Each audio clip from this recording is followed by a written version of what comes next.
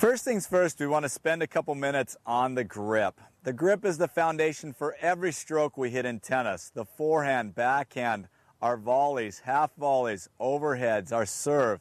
If we don't have the proper grip, there's no way we're going to have the consistency, the power, and the control that we want to have. So it's very important that you understand the grips.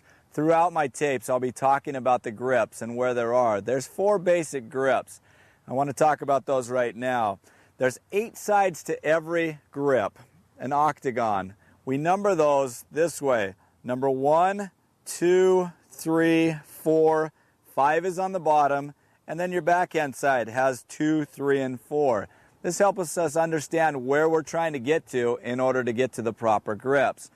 The first grip that we have is called the continental grip. This is on number 1, or the V of the hand on platform number 1.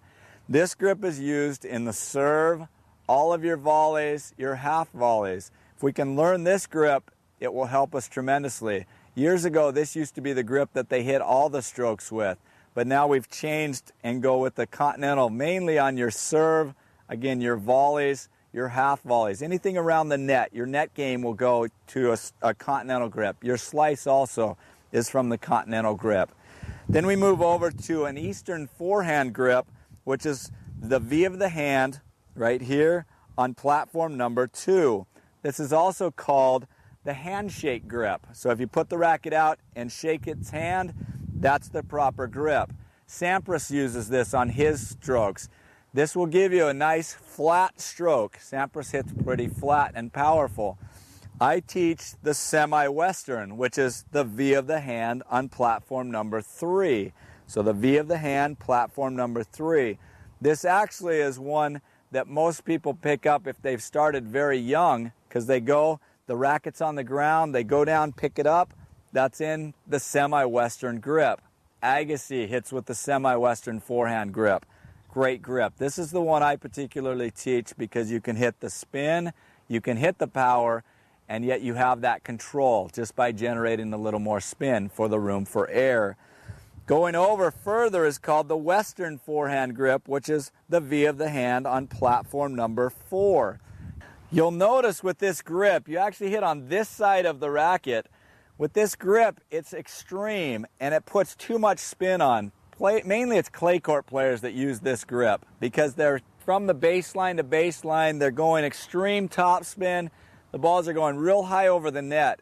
I don't particularly like it because I find when you're trying to hit the passing shots, you don't have enough control to keep the ball lower over the net to make the ball dip down. It just gets the ball too loopy. So I don't particularly like it, but it's important to know this grip. That's this Western forehand grip. Then you have the extreme Western, which is on platform number 5 on the bottom. Again, it's clear under here. Again, I don't teach that grip. I don't particularly like it. Then what we do is we move over to the backhand side. There's platform number 2 on the backhand side, which is your left side if you're a right-handed player. Number 2, the V of the hand on number 2 is called the Eastern backhand grip, just like number 2 on the front side, or your right side is the Eastern forehand grip. Eastern backhand grip. This helps get the racket. If you're hitting pretty flat, this is a great grip to have on your backhand. I again teach between the Eastern and the semi-western on the backhand grip, the V of the hand on platform number 2 or 3 to get that racket closed on your backhand so you're able to generate the spin. Very important to understand these grips. Again, going clear over to platform number 4 is the Western backhand grip, extreme topspin. I don't particularly like it. Again, back to the clay court players. It's not a very diverse grip. You're better off moving to the semi-western on the forehand, semi-western on the backhand. You're going to be much more diverse that way. Now, if you're left-handed, it's very important to understand everything is just backwards. You start out platform number 1, continental. Now everything to your dominant hand or your left side is now your forehand side. Platform number 2, Eastern forehand grip. Platform number 3 is the semi-western forehand grip. You'll hear me talk about this often on your forehand and your backhand. Semi-western. Western is platform number 4. And then Extreme Western is platform number 5. Again, hitting on the back side of the racket. Then we go back around. Eastern backhand grip for a left-hander. Via the hand, platform number 2 on your right side or your non-dominant hand.